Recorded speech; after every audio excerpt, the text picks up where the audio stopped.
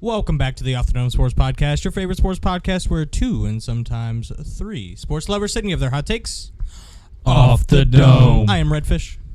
I'm Rebo Hustle. And I'm Mustang. And we will be steering this ship today. Do you lift? Oh, do I? All right.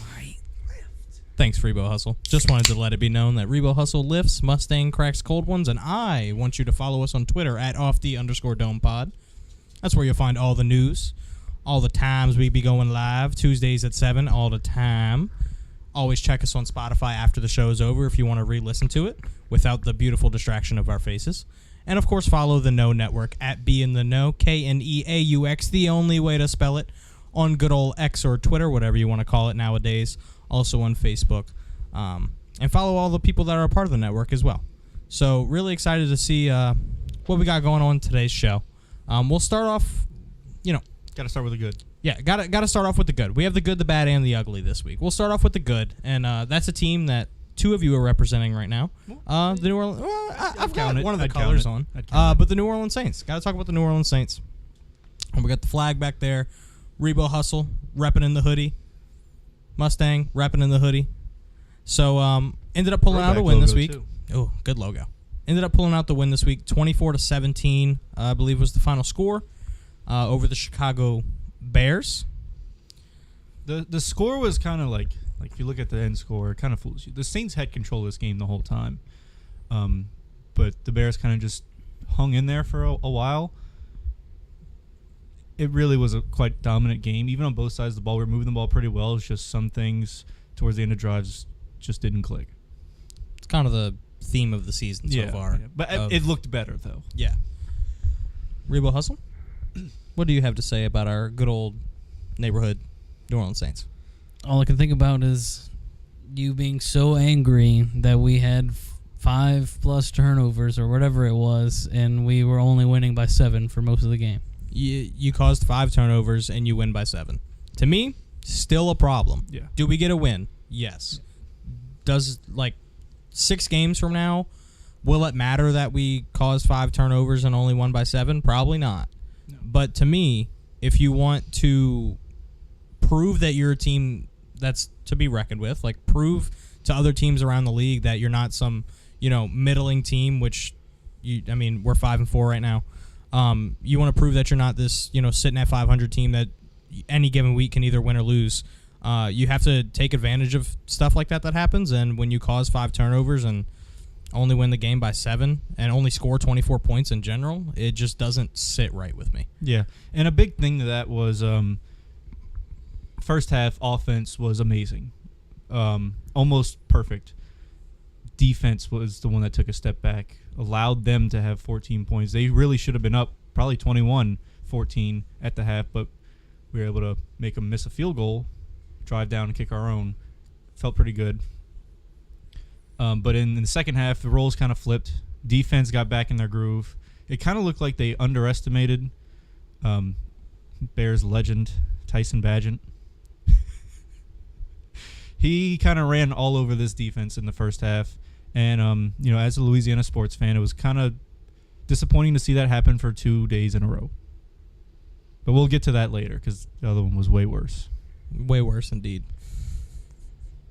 So, we ended up pulling out the win. The offense has been kind of the topic of conversation this entire season. Rebo, what did you see out of the offense that maybe you liked, didn't like, somewhere in between?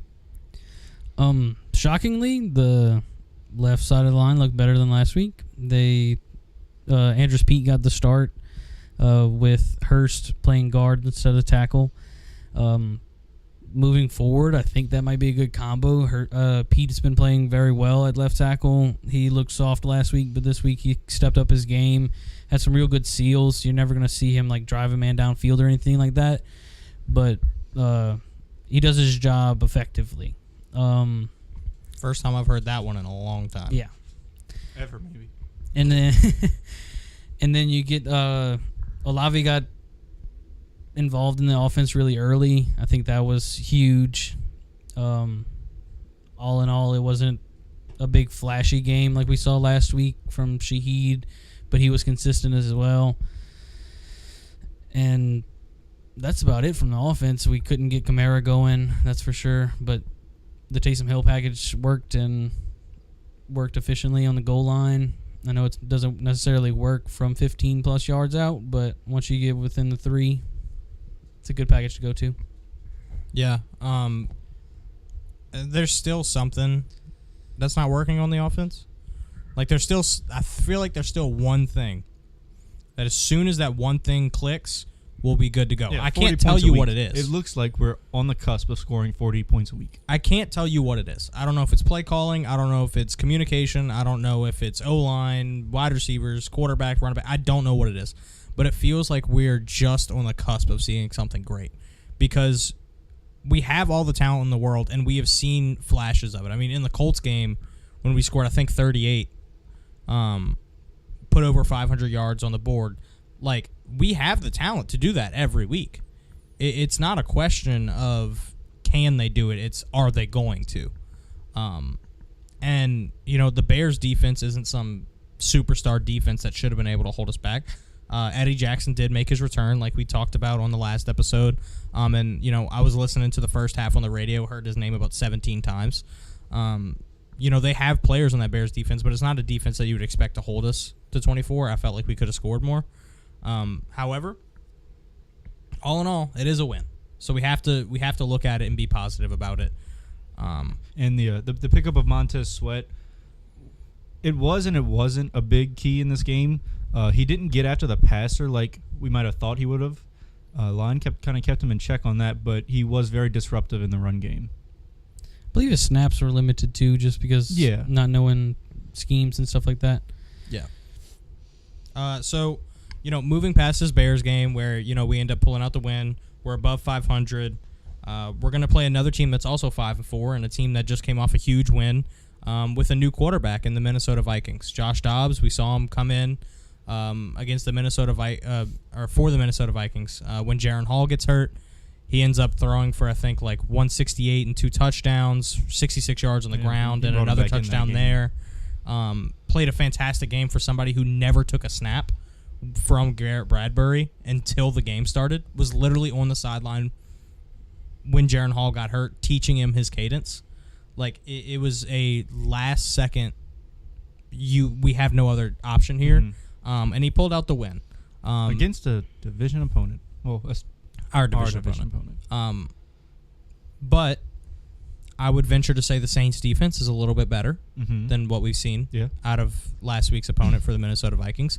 So I don't know if, we'll really see what Josh Dobbs is about. He played pretty well in Arizona to start the season, gets traded to Minnesota, comes in, plays well there.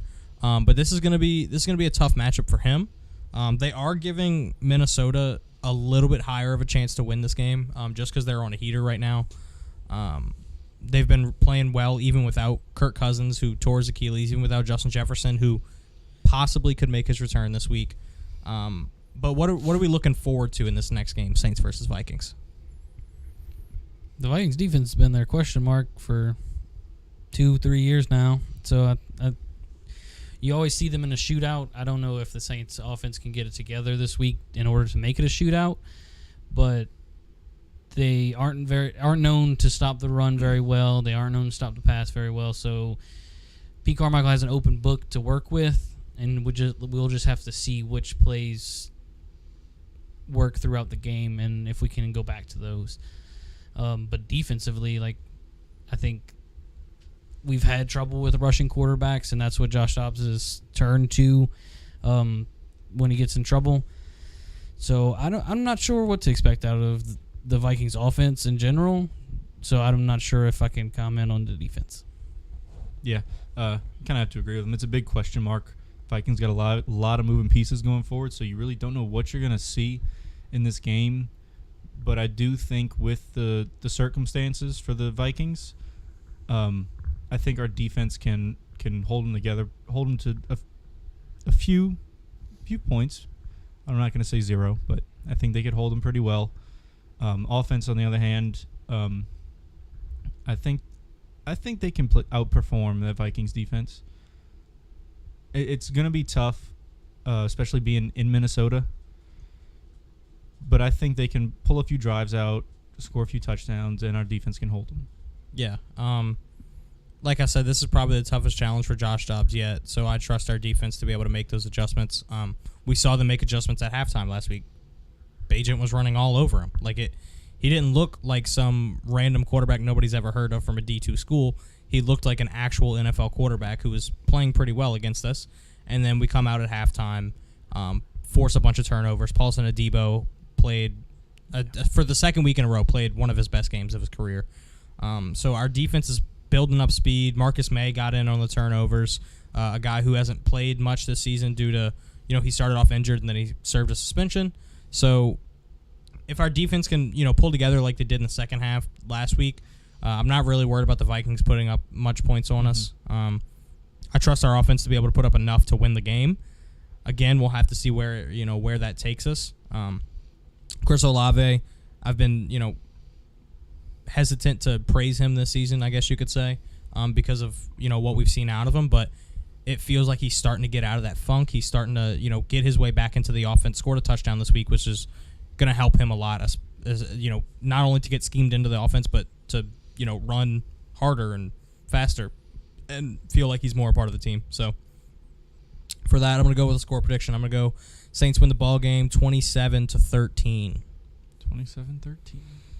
I'll take Saints 21-27. Saints score 27. I think there's no way that we can't outscore them in just like from a... I can't speak right now. You never can. It's okay. Yeah. I just think that their defense isn't known to stop anyone pretty much. And so just to say that we are in a situation that we can get 27 points, our defense can step up and make sure that we can win the game. Okay. So what was... Repeat your score prediction. 27-21 Saints. 27-21. Okay. I'll go a little more lucrative. Lucrative. I'll go 28-14. Okay. Just to put it out there, the current line Saints minus 2.5. I believe the over/under is set at 41. So our scores are definitely not in line with what the sports books are thinking, but they rarely are. They rarely are. So we'll see where that takes us. That was our good for this week. Our bad for this week, Pelicans win 0-2 in their past two games. Not a great look. Lost to the Hawks on Saturday. Lost to the defending champion NBA Nuggets last night. However, what's even worse than the losses is what the injury report looks like, because CJ McCollum has a collapsed lung. So, Rebo Hustle, Mr. Pelican, give us a rundown of what you've seen the past couple days. Injury report. What can we look forward to in the future? So like you saw during the Hawks game, CJ hold his ribs, and so pneumothorax or collapsed lung. It's you can feel it. It's real crackly. It's disgusting. So he knew when it happened. I'm not sure what a timeline is for that, but just specifically last night's game, I watched it beginning to end. It was tough seeing everyone step up. Hawkins had a career night. Matt Ryan had his second career night for the Pelicans. And Zion and B.I. both scored 20 in that, or 18 or so in that game. And to see that much effort and we still come out with a loss, it was tough. And I know it's the defending champions, but they were without their starting point guard and Jamal Murray, their second best player. I just don't see... It's just hard to see the Pelicans keep winning if 4 of their top 10 guys are out of the rotation, and that's been the narrative since we started losing games. What are we gonna do if Jose needs to take a couple more games off, or Trey's rehab isn't going as well? I know Najee's on the end of the bench, he's the last guy to come off the bench, but he's still an energy guy, and he'll play a key role for the team. I don't know. It's until we get a little bit more healthy, which has been the narrative for 3 years for the Pelicans. Unless we're playing somebody that isn't a playoff team, I don't know if we can pull off wins, especially after the great performance from last night and still not being able to pull it off. Yeah, last night we put up 116. So it's not like you're not putting up points. Like, we put up enough points to where that's around the points you want to score to win a basketball game. Zion had 20, BI had 22. Hawk, like you said, career night, 31 points, only 7 games into his rookie season. Looking like a good pick so far. He has the most made 3-pointers by a rookie through 7 games ever. If only one of us would have liked Hawk before the draft, huh? Hey, I wasn't able to watch the tournament, so I'm giving you Hawk. Yeah, I'll take Hawk. Coming off, I mean, won a national championship too, so he knows what it takes to win. But Valanciunas only has 6. Herb Jones only have 4 in the starting lineup, so not necessarily what you want to see out of your other 2 guys in the starting lineup. Like you said, Matt Ryan, great night, 4 for 6 from 3, 17 total points. It really does come down to depth at this point. I mean, before the injury started coming out, there's no way we thought that Jordan Hawkins, Dyson Daniels, and Matt Ryan would be like our first 3 guys off the bench. Like, that was never in the cards for us. It was, it was Jose and Trey are our big 2 off the bench, 6th and 7th man, whichever order you want to put them in. And then you have, your bench big and Larry Nance. You have Najee coming out to get your energy. And then, you would rotate in guys like Kyra Lewis and Dyson Daniels and Matt Ryan if you needed to. And, of course, Najee Marshall. So, like, this wasn't what we expected, but it's what we have. So we have to, just roll with the punches. BI and Zion, I think, still have room to grow as a duo. They haven't had time yet, I don't believe. I think this was their 16th or 17th total game since they've both been on the team where they've played together. Like, they never play together. They've never had time to build that chemistry. They've never had time to really figure out what each other are doing on the court. So I think for me, that's the biggest thing, is just you got to fight through the rough patches to get to the good part. So for us, if BI and Zion can stay healthy, I know the rest of the team needs to pick up their health, but if they can stay healthy and figure each other out and learn how to help each other, I feel pretty good about what we can do in the future. We're still above 500. We're only 7 games into the season. I think Trey should be coming back beginning of December, if I remember the timeline correctly. Jose, hopefully before that. Najee, maybe around that same time, maybe a little bit later, just because his injury was so late. And then we have no idea what to expect with CJ. So hopefully around the turn of the new year, we can bring out our full force 10-man rotation in full health. And, last year, that's where we took the dip, is around New Year's. Hopefully this year, that's where we can make the push. Yeah, last night I was scrolling through either Facebook or Instagram, but I saw somebody was saying that we need to blow up the core and just build around Trey and Hawk, which is fine. Like, you got 2 shooters that are young and could be superstars one day to build around, but to give up on this team after you're in your 3rd year of just running it back is a bit ridiculous. Just after 7 games and you're still above 500.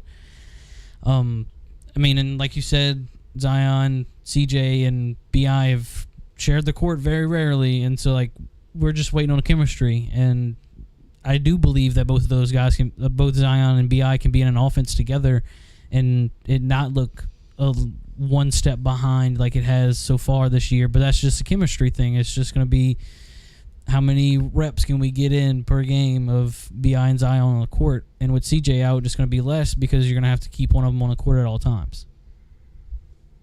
Any thoughts on our Pels? Archery. Good thought. Very good No, thought. I haven't really been able to watch much of the Pels since they started. I've watched a few games, watched a few clips here and there. What I have seen, I've liked out of our young players, that ability to keep the ball moving, to make plays happen when the first or second play doesn't work out. A lot of basketball IQ on this team, especially from the young guys that you wouldn't think would have this kind of mentality this early. So I like what I see going forward. Just a couple of unlucky things happening here or there, especially with the injury to CJ. But I do think that like you said, come December when we're starting to get those players back, it'll feel like a better team. Yeah, I definitely think so. And then to talk about Rebo's point with the whole blow it up thing that we saw on social media, that's a dumb idea, not only because we haven't had time to see them together, but if you blow it up and focus on your young guys, you're getting rid of a 26-year-old BI and a 23-year-old Zion. The whole How much team's younger young, do you right. want to get? It's crazy. Yeah, and you're trading that for picks, so you're not gonna have a winning season for another 6+ years. Yeah, and not only that, And by but then you're going, Trey and Hulk are gonna be useless. and by then they'll be the same age that Bi and Zion were once you traded them. Right. And then also, what do you want to do? Do it again? yeah, and then you look at the draft, you're like, okay, I'm gonna draft a 19-year-old to replace a 23-year-old. Do you think that 19-year-old in 4 years is going to become a Zion Williamson level player? Do you think in 6 years he's going to be a Brandon Ingram level player? Probably not. Like, we're talking about a number 1 and a number 2 pick here, and in the NBA they don't really miss like that. And so like, unless you're getting guaranteed number 1 pick for the next 3 years, I'm not blowing nothing up. Exactly. 100% agreed. There's a couple players on the team, we could see us moving closer to the trade deadline if we're buying in and we're like, we have to make this playoff push and we think we're a step away from the finals. There's a couple guys I can see us moving. Mm-hmm. Buying in is different than buying blowing in up. is different than that's exactly what I was going to say. Yeah. Buying in is different than blowing up. Like if we get to the trade deadline and we're like, man, we're just a center away, trade Jonas and figure something out. But or like, you're kind of at that point where you can't tell where you're going to be. If you need to trade a bench piece, whatever you need to do. But blowing up's a crazy idea for this Pelicans team that I know people around New Orleans may be upset with what we've done so far, but you can't be upset about what the future looks like with such a young team and such a team that can – we've seen them make runs before. Also, they were the number 1 seed last year at one point in the season. Making trades 7 games into a season is Makes the no most sense. unheard of thing. Like, we saw James Harden get traded at the beginning of the year, but we knew that he wasn't going to suit up for the Sixers ever Right. again. That was a personal thing. Yep. And so, like, just to say, they're not performing, it's 7 games into the season. We're 7 games into James Borrego's offense. And we know how much you love James Borrego. I almost bought his picture signed. You did. You almost bought a autographed 8x10. We made a deal to that Pelicans game we went to. Who did we play? Who were we playing that night? That's a great question. Don't remember. Don't remember. Opening night, whatever Opening it was. night. Knicks. When we Knicks, played the yes. Knicks. On the way to the game, Rebo Hustle was like, if we win by 34 tonight, I'll buy James Borrego autographed 8x10. And it was like $15 on eBay. Like, it's not even like he's making some big financial investment. I was No, like, it was 30. okay. Whatever the number was, it was the equal price. That's why. That's why I gave you that number. Oh, okay, cool. I didn't know that. You didn't tell me that part. But yeah, so the good Saints, bad Pelicans, ugly Officials. LSU Tigers. Partial officials. Partial officials indeed. First half wasn't too ugly. First half was we, great. We let I we was insanely might have been the most confident I've ever been going into halftime Bama week. Since 2019, I would say 2019. I was very confident. Yeah. But all in all, we did lose the game 42-28. Going into halftime, it was 21-21. I felt like we had the upper hand. We were getting the ball coming out of half. To be tied with Bama at that point, I felt like was a win because I felt like it was going to be one of those you have to make a push in the second half. So to be tied going into halftime and expecting the ball back, I felt good. We did let Jalen Milroe run all over us. Yeah. My favorite part about post-game was when Brian Kelly had his press conference, and he got up there and said, you know what would have helped us if we used the spy look on the quarterback. And I was like, Brian, you don't say. 18 rushes, 150 yards, and 4 touchdowns later, you don't say. So that part really annoyed me. But what did you guys see from the entire game that you think not necessarily made us lose, but it turned out with an L in the column for the LSU Tigers? Besides the having a quarterback spy on Milroe all game, it really, if you take that out of the game, right? Say he only gets 50 rushing yards, 1 touchdown. I think it's a completely different ball game. Like, it was a big part. I think our defense, besides that, played pretty well to say we played Bama. Yeah, the quarterback doesn't rush for 150 yards if coverage isn't good. And so to see that out of the young defensive backs, I'm like, that's a good starting point. Mm-hmm. My personal favorite part of the night, I know you asked for negatives, was when Redfish dropped his phone. but I don't really have much negatives past the spy, and I'm not gonna sit here on a podcast and gripe about officiating. Yeah, like, don't get me wrong, it would have been a different game, but it by that point it was almost gone. The only point about officiating we do have to mention is the targeting call. Yeah. I think correct. outside of that, it's a coin flip. I mean, Yeah, I mean they did have that horse collar and then the no horse collar. Yeah. Like if you're gonna call it, you got to call it it for both ways. teams, Like- and which is I think that's fair to think. But there was also a couple times where I saw LSU commit a penalty that didn't get called, Yeah, or correct. Yeah, Yeah. it went they, both ways. they called a bull crap penalty on Alabama. Like Yeah, obviously we're the biased, refs weren't but, great but from either side, the targeting, but the targeting call or lack has to be thereof. addressed. Yeah. So that player, I saw this stat on Twitter. on Twitter Yep. a few days ago. Yep. Over the past season and a half, I think it was, he has had 4 hits on a quarterback, almost picture perfect, identical to that one that has knocked the quarterback out of the game. Yep. He has knocked 4 quarterbacks out, and I believe they were all SEC games too. I could be wrong on that, but he has knocked 4 quarterbacks out in a year and a half. I don't have Twitter, so I didn't see this. Yeah, Dallas Turner, who people think he's a fantastic player, which when he's not targeting quarterbacks, he might be. But it really gives me a bad reputation of him when I see him do that, Correct. and then nothing really happens. So for me, what it creates is this concept from defensive players, specifically him, that's like, oh yeah, I can do this and nothing's going to happen. So I'm going to keep pushing the barrier. When you take the crown of your helmet and drive it into a quarterback's chin after launching yourself off the ground, in midair, wrap him up, and then go down on him, that's all 4 branches of a targeting call that got addressed in one play, and they didn't call it. Like, it just makes no sense to me how it doesn't get called targeting. And not only that, but not only was it not targeting, but it's not like Jaden Daniels got up and was fine. He Laid on the field for like he a was minute on and the a half. field for a while, went to concussion protocol. People were rubbing his jaw. Looked like it might be something wrong there. Tried to come in for another play. Looked very not good. And then Nuss had to come in. So it's not like you're only not only like you're causing a penalty that didn't get called. You're physically hurting other people, and getting hurt is part of football. But getting hurt because somebody else did something illegal is not part of football. Correct. So I feel like that's the only call as far as refereeing goes that we kind of have to talk about. Outside of that, I mean, like y'all said, quarterbacks can't run if the coverage is not good. Like if somebody was open, he would have thrown it to him. That being said, we probably should have addressed it on defense. Like, hey, this guy's doing something that we're not ready for. Let's figure something out. I mean, they showed a clip of Matt House during the game just doing that.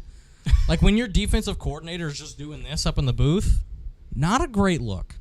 It does get quite annoying to see an opposing quarterback rush for 150 and 4 touchdowns, and you not change anything. I mean, we saw Perks by Bryce Young 95% of the time last year. We win the game. Bryce Young had a great day passing, didn't really do much on the ground. And he was a mobile quarterback in college. So, if we would address those little things and find ways to take advantage on defense, I feel like this game has a different result. Do I promise we win? No. Is it closer? Probably. But yeah, I mean, there's a lot of little things that didn't go our way.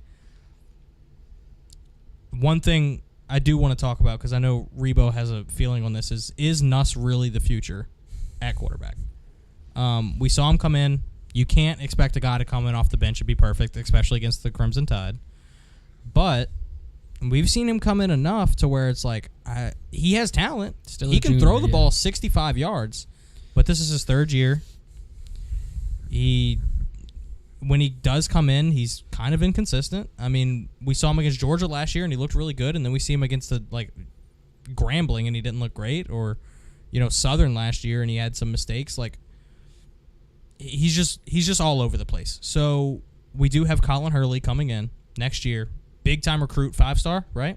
I think so. Maybe 4.5. Bryce Underwood's the #1 recruit in the country. He has yet to commit, and LSU's in his top 3. So, is Garrett Nussmeier the future at quarterback? That's the question. And I just want to know if you guys have an opinion. Personally, I think Colin Hurley would win the job in camp. Like, let's say he graduates in the fall, comes to spring practice, or is a part of spring practice. I think that's where you can win the job because you're part of the offense the entire year. But if he doesn't graduate or if he's not an early enrollee, I don't know if there's an option past Nuss because we're not rolling out Ricky Collins, that's for sure. As I someone still who has don't seen know how Ricky he Collins got a throw in t-shirt and scholarship. shorts, Yeah.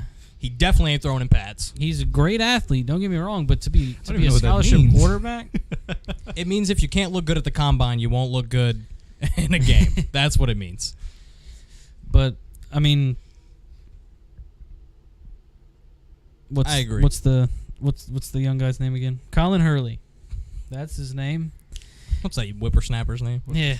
Colin Hot young Hurley guy. has, like, I saw highlights of him when he committed to LSU last year, and they were good. And then I just saw an updated highlight of him from this season, and they were superb. So I don't know if his team's just that much better than everybody else he's playing, or is he that good? I haven't delved into his like Elite 11 film from this past season, and that's normally where college quarterbacks really prove their worth. But I think that between option A and option B, Colin Hurley is my likely candidate, especially if he's an early enrollee.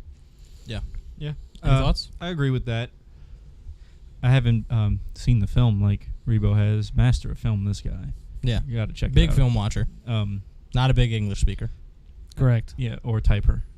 Hey, I get the job done. Do you? Not with names, but everything else. All right, cool. Okay. Also not a good speller, but Terrible. But I do like. I could see Nuss at the start of next season being the starter, just because of he has that veteran in him. Like he has the experience. But I wouldn't be surprised if one of the young guys comes and outplays him. Yeah. Very early into the season. And not only that, but we talked about before the season, like, we had one of the best quarterback rooms in the country because we had Jaden Daniels, who was, and if we don't lose this game, probably is the number one Heisman candidate. Mm-hmm. And then, you had Nussmeier, who, from what we had seen and what we had heard, it looked like somebody who could start other places in the country, especially, on group of 5 teams. Like, I'm sure he's better than what a lot of non-power, I guess 3 it is now, conference schools are running out there at quarterback. So this is not. I'm not trying to ask you this to say, "Hey, Nussmeier stinks." Like, what are we going to do at quarterback? I don't think he does. It's just we have to be aware of something like that coming from fans of an LSU team that once rolled out Brandon Harris and Anthony Jennings. Like, Yeah. we have to Yeah, we have to think about these kinds of things. We've been spoiled, but we've also had our fair share of pretty bad. I mean, quarterbacks. Joe Burrow and Jaden Daniels have treated us well. Yeah. But of course, like Jefferson I said, was one of the most electric college quarterbacks ever. He was just pretty dumb when it came to throwing the football. Yeah. ultimately inconsistent. Yeah. yeah. I mean, it's not like LSU is QBU by any means. No. So it'll be interesting to see what we do at QB. Outside of that, wide receivers still looked great. It doesn't matter how many points we put up. Malik Neighbors and Brian Thomas are fantastic players. Probably 2 of the finalists for the That Biletnikoff. stat we saw during the game was a fantastic stat where they were, through the 7 games I think it was at the time, they were pretty much besting out Jamar and Justin in every stat. Mhm. So I know LSU fans, and including myself, love to reminisce and highly romanticize what we saw out of Jefferson and Chase, but we're overlooking the moment and taking it for granted that we have 2 players who are arguably just as good on the team right now. Probably the 2 best receivers in the country on the same team. 2 of the top 5 for sure. I think Burton out of Missouri is also a fantastic player. Marvin Harrison Jr. too. Marvin Harrison Jr. I mean, he's a Heisman candidate as a wide receiver, so you got to put respect Right. on his Yeah. name. Even having a bad year too. Yeah, and so we have to acknowledge that we have some darn good talent on this team. Even though things look dreary at 6-3, we're completely out of the playoff picture, pretty much out of the SEC West at this point. But we still have to acknowledge that we have some good stuff going on Mhm. in Baton Rouge. Yeah. Hopefully we get a nice, decent bowl game. Yeah, I mean, we're playing Florida this week, so we'll, I think did they lose this past weekend? I believe they lost. Wouldn't Could put be- it past them. I think what happened was Florida was starting to pick up speed, and people were like, "Oh, Florida might be making a little run, And then Georgia beat them by they 30. lost in overtime. overtime. They beat South Carolina, and they were sitting at 5-3 or 5-2, and people were like, "Oh, Florida's found their footing." And then they lose to Georgia by 23, lose in overtime to Arkansas. So they're rolling into Baton Rouge at 5-4, coming into Death Valley night game. We're still unsure of Jaden Daniels' health status, so we don't know who's going to be starting the game at quarterback. However, night SEC game against an opponent that nobody in Baton Rouge likes, I feel good. No matter what. I think this is going to be our bounce back. I feel like we're going to bounce back in a big way. I don't think we can afford to sit on our heels and be like, "Oh man, that Bama loss sucked." Like I don't know because I'm not in the building, but it feels like the guys came back into the building this week and were like, we got to play now. Like, we're out of the SEC West. We're out of the playoffs. Most people think you have nothing to play for. That's when guys play the most motivated. I mean, we saw in the Texas Bowl 2 years ago when we had a wide receiver playing quarterback. And those guys were out there, and they were still trying. They were still having fun. They were still playing. So I say let's go for it. Let's prove to the country that we're not some schmucks. We're still a ranked team. We can still make a good bowl game, still have some fun. Still got to give these for the rest of the recruits a season. reason to come to Baton Rouge. Absolutely. So I'm looking forward to the game this weekend. May or may not be in Death Valley when it happens, so we'll see. Probably going to be a lot of grilled gator. Probably will be a lot of grilled gator. Definitely in the dining halls. They do that every year. Good look by LSU. But I like LSU to bounce back this weekend. For score prediction, I'm going to do two different ones. One with Jaden, one without Jaden, because we don't know his health status. If it's with Jaden, I'll go 38-20. If it's without Jaden, I'll go 28-20. Okay. Well, I guess I'll do the same. I'll go with Jaden 42-24. Without 23-17.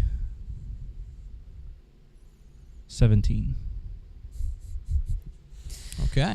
All right. So, my last takeaway from the Bama game, we didn't get there. Oh, I'm so sorry. No, you're good. But the offensive tackles looked. Can never win with Rebo. Can never win. The offensive tackles looked amazing. I never actually noticed Emory Jones at all. I just thought he was serviceable. But there were several plays you can ask Redfish. I was just like, oh my God, Emory Jones is a legend. Legit, maybe every third play, he was just like, "Oh, I love Emory Jones," and I was like, "Okay, what?" He's Dude, the that only was like a person- 2-yard rush. the only person I'm I've ever heard of screaming Emory and that watches the O-line. He only watches the O-line too. I will say something about a receiver and be like, "No, you that has nothing to do with anything." Garrett Dellinger just got his butt beat. I'm like, "What are you talking about?" For real, they had a highlight, they replayed a highlight, and I was like, no, watch Emory this play. But Emory played amazing. Will Campbell played amazing. Can't win them all. He Dallas Turner beat him on the penalty, non-penalty. But that moving forward, we have them for guaranteed another year is amazing. Yeah. And we learned the other night that we have another year of Dellinger if we want him. Dude, It's so weird. no, He's got to be an eighth-year 40. senior. He's 40. Yeah, it feels like he's been there a while. I feel like The he's, only person he's on the older offensive than line. Ethan Posich at this point. Yeah, the only person on the offensive line that probably not returning is Charles Turner. Mhm. Not Charles Cross. Not Charles Cross. He's, No. a He's Seahawk. already yeah, Also didn't play at LSU, true. and he's a left tackle. Anyway, continue. So the panic that we had a couple weeks ago trying to figure out what the offensive line was going to look like in a year isn't as bad because we get both guards back. We'll probably just have what's his first name? His last name is Martinez. Marlon Martinez Yep. probably just step in at center. But I mean, maybe even Dellinger moves to center. He played a little bit before. But that was my biggest takeaway from the Bama game. Offensive line looked great against a very good Bama front. Very good Very- Bama D-line. Yeah. Score predictions, I don't even know. I don't even want to think about not having Jaden, but it's very likely, went into concussion protocols and all. WJD and WOJD. Well, yeah. So with Jaden Daniels, I like Barnes 42. I'll give Florida 24. Let's go with the opposite scores. Oh, Hmm. interesting. Is that not what you said? Cool. That is exactly what I Hey, said. It's a great score prediction. We're What on can I the say? same path, yeah. Can't deal with these guys. And then without Jaden Daniels, Oh, maybe we'll say 23-14.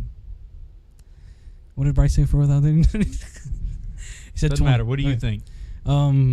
So without Jaden, 24-14.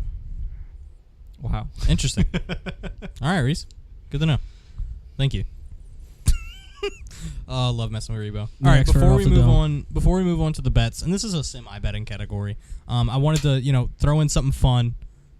I said before, you can calm down. Before can't have nothing nice. Can't for this take him guy. anywhere. Can't take him anywhere. Not even. Look at him smiling. Not even in like our own house. an idiot. But before we get into the bets, I wanted to do something, a little fun, a little something to get out of our normal routine here and talk about, we're at the midseason point for the NFL. And, not necessarily if the season ended today, who would be your pick, but based on what they've done so far, based on what you project in the second half, who do you think is going to win the awards in the NFL? So I'll start us off.